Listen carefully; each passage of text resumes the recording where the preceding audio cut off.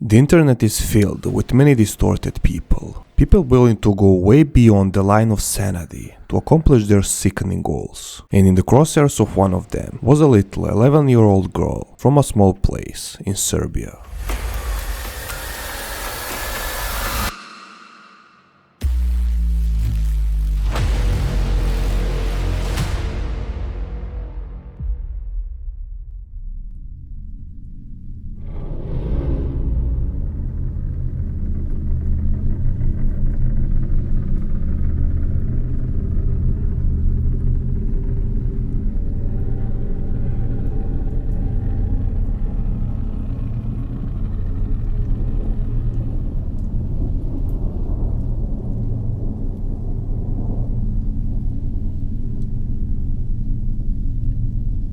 My daughter asked me a few years ago if she could make a Facebook profile, since all of her friends have one. With my permission and warnings about all the dangers, she was allowed to, but only under one condition. I had to have her password as well, meaning every time she receives a message, I receive a message as well.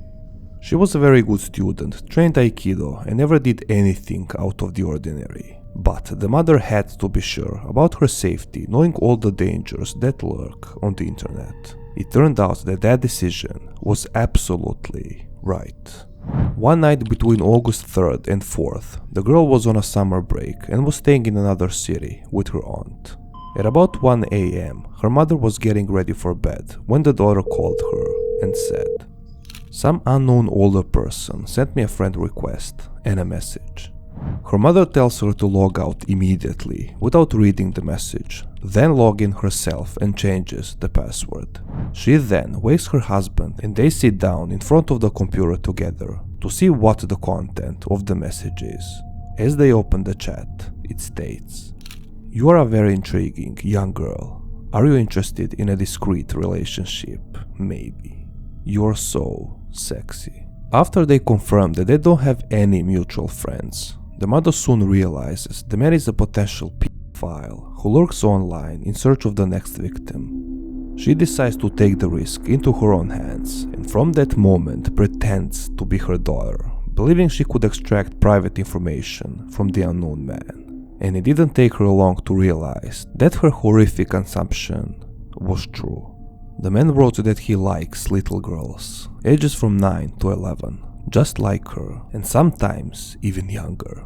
And when she asked him a question, "Isn't sleeping with a small children a criminal offense?" she got an answer, "It isn't if you do it in secret." She starts asking him how old is he, is this his real name, and what he does for a living, and he gladly replies. At first, the mother was shocked at how easily she gained private information, and at one point was thinking, was somebody setting up this man? It was just not possible and logical that he would give away so many details so easily. But very soon she got even more, his real address. The father was on a job the day he received the news about the address. Upon hearing this, the only thing he had in his head was to go over there and wait for the man.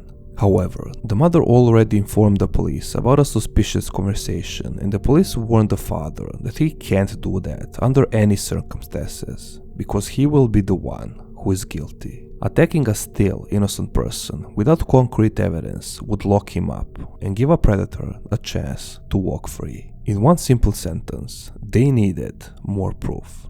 Over time, the messages start to be more explicit and provocative. "I was just thinking about surprising you with a cute picture." The man then sends an image of his genitals with a phone number attached underneath. The mother continues to chat with him and he begins to write really disturbing things. At one point, the mother decides to seek additional help from a retired friend who was also a detective. She shows him all the images and all the messages, and after running a search through some connections in the police department, they got a confirmation that the person she's talking to is 100% real, and gave all the correct information. Upon hearing that, she knew she would have to get more evidence, so she continued unsettling chatting almost every day. But very soon that was not enough. The predator starts calling her and insists on having a conversation, which puts the mother in a very difficult position. But she knows she just can't give up and let this person roam the streets freely. She somehow managed to pull off the childish voice and had a 30-minute conversation, with each sentence being worse than the last one. Predator described to the tiniest details what he would do to her and what he already did with several other children, some of them being only 7. And there was the confirmation that it was just not a product of his sick imagination, but he actually committed the monstrosities before. I couldn't handle it much longer, so I said my mom is waking up and I have to go.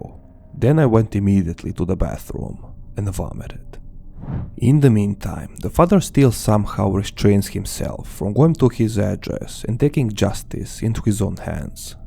After the police received the recording, they launch a full swift investigation with only one more thing missing: an actual act. In reality, that meant the mother had to return to the phone and extract anything if possible. Luckily for everyone, it didn't take too long, as the man sent sickening images of him and various children in compromising positions and during sickening acts. It was more than enough. The only thing that was left was to set up the meeting day.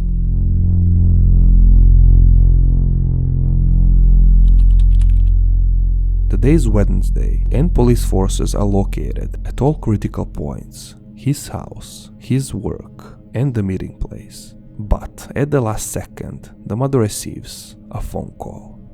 "I cannot make it to the meeting place. Let's meet up at a bus station instead. I'll have all my 4 signals on and will be parked in a taxi lane."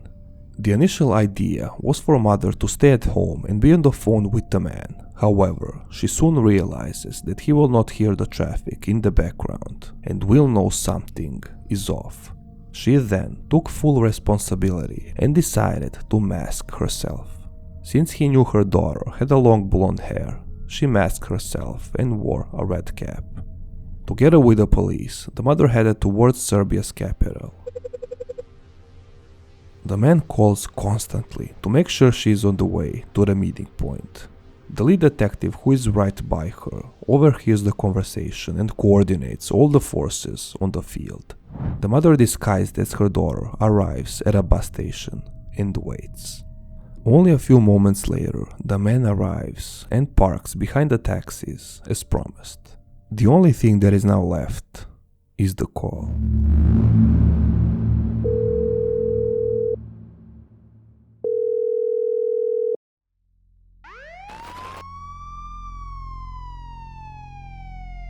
After he was arrested, the mother was taken to the station to give a statement, and police headed straight to his apartment. And what they found inside his laptop was truly and utterly horrifying. He made folders cataloging children in different age sectors, folders filled with images and footage, and among them the newly downloaded images from an 11-year-old girl. The mother also remembers that he mentioned one time how he has a group of friends from surrounding countries with whom he often exchanges this explicit material. The man in question was 66 at a time, having 2 grown-up daughters and 2 granddaughters. Absolutely unbelievable. As the later investigation would show, the man in question was already apprehended due to molesting one underage girl in the park, but was cut loose because of the lack of evidence. This time though, he was going behind bars, all because of one brave mother who decided to stay composed and go through hell in order to protect her child, and many more for that matter. In our society today, it is known that people are often prone to making a felon out of victim. And sadly, after this case went public, some, let's call them people, made a full-scale rampage against the mother, saying all kinds of things and blaming her directly for what happened. Literally hundreds of comments claiming that the mother's upbringing and loose measures led to this point. And the problem is, no matter where you come from, these people will always exist. Čitala sam komentare dole da majku treba obesiti na terazijama za primjer, jer je dete ima profil na Facebooku, da je se dete nudilo možda tom čoveku. Šta će taj jadan čovjek u zatvoru? Silovati majku za primjer ostalima. Many commented, why would such a young child be on the social media in the first place? And I would agree on that point. However, you just can't forbid your child to be on the internet today, one way or another. But what we can do is talk with our children and point to them what is wrong, what is a big no, and ultimately how to act in these kind of situations. Because once again, it is literally impossible for them not to have any kind of contact with internet. That will be all for today, people. If you want any more cases from my country, as always, just let me know. Until the next time, take care of yourselves, take care of your family, and of course, please stay safe.